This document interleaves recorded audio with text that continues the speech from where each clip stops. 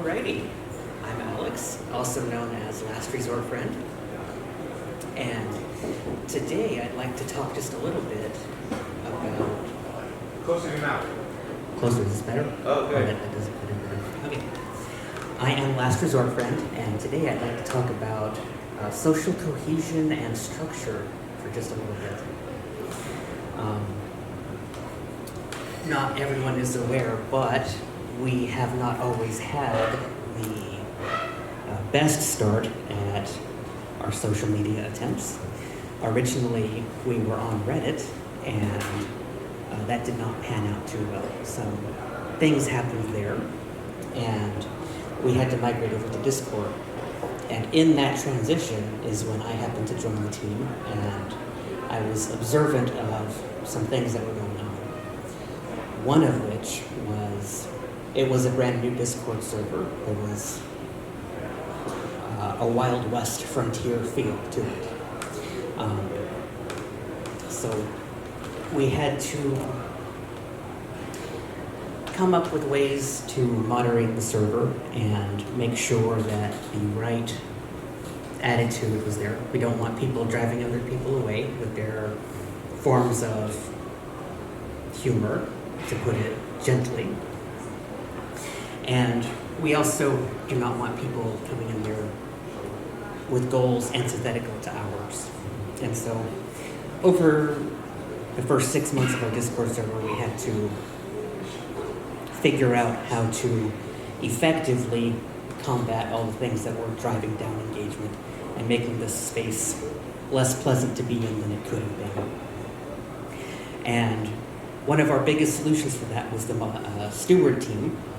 Not quite moderators, but a little bit, it's a role focused more on stewarding the community, with less emphasis on moderation and more on active participation and presence. Hey John, can we get you to move a bit closer? So, the first step is making sure there's community stability. The steward team was a fantastic step in ensuring that we maintained a stable environment, and that gave us the staying power we needed to continue operations. Let's see here.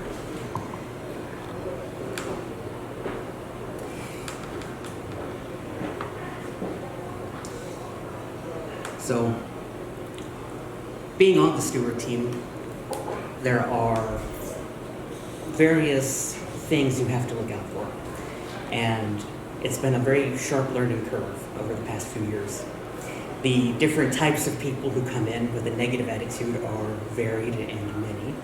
And you have to learn to identify them. You have your rules lawyers, you have crybabies.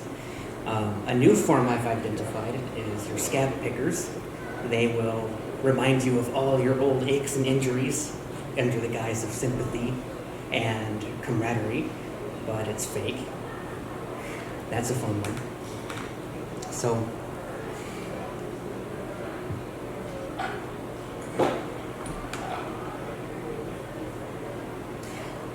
I need notes for this and I can barely read them. So, obviously we're a decentralized community. Among the Discords, we're not just one Discord server. Members of our community are in many other communities, typically, on Discord and on Reddit. And so one of my philosophies with helping build out WhyDRS is keeping the supporting communities in mind. It's not just our community that's part of this overall movement. We have to incorporate pretty much as many people as we can, and that includes their communities. Chives is in perhaps the most amount of Discord servers I've ever seen. And when I saw that, that highlighted to me just how many different spaces our community has, and just how segregated those spaces are individually. We share many community members, but the spaces themselves are cut off from one another. So that has been something in my mind for for a while now. And there's different kinds of these supporting communities too. There's your typical satellite community. A few friends will meet up on the major Discord server, make friends, and say, hey, we want our own smaller space to hang out in. And they're still part of the larger community, but they have their own little space now. That's your average satellite community. And then you have other spaces where they're more like a hub. Then you have a whole bunch of these smaller satellite communities who just make up this sort of hub.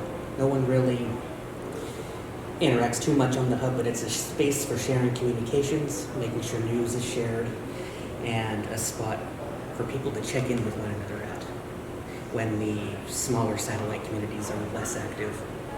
So those are the two major types of communities that I'm noticing in our movement. And we don't have many hubs or centralized gathering spots that have done very well lately. Engagement seems to be down across the board, but that's somewhat to be expected. We've been at this for 5 years now, about, and there's only so much new engagement you can get with that time frame.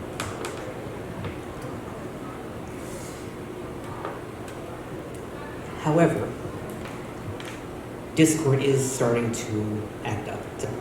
They're wanting to do an IPO, they're wanting to do a lot of things that we're not really fans of, especially this whole ID thing, this facial scanning thing. It's going to drive a lot of people off of Discord, and frankly, they're good people, and our movement deserves to keep them, and they deserve to keep being part of it without having to sacrifice their privacy or any of their personal goals, safety. So, with that in mind, I believe it is time to start getting some decentralized infrastructure in place. You've heard a few mentions of it, but there is a Matrix server being worked on. And not just Matrix, but we are looking into as many decentralized platforms as we can. And we're also taking a look at other centralized platforms. Because when you combine both of them, centralized and decentralized, you can end up with a much more powerful force. The centralized platforms are good for engagement, crowd work, getting eyes on you. And then your decentralized platforms are better for safety, privacy, and actual personal engagement with each other. So, with that in mind, there are various ways of forming bridges between those platforms, decentralized and centralized. With Matrix, there are already several bridges that have been made to different platforms such as WhatsApp, Discord, Reddit. There is a list that is double digits long on what platforms can easily be connected. And additionally, more can be custom made. So,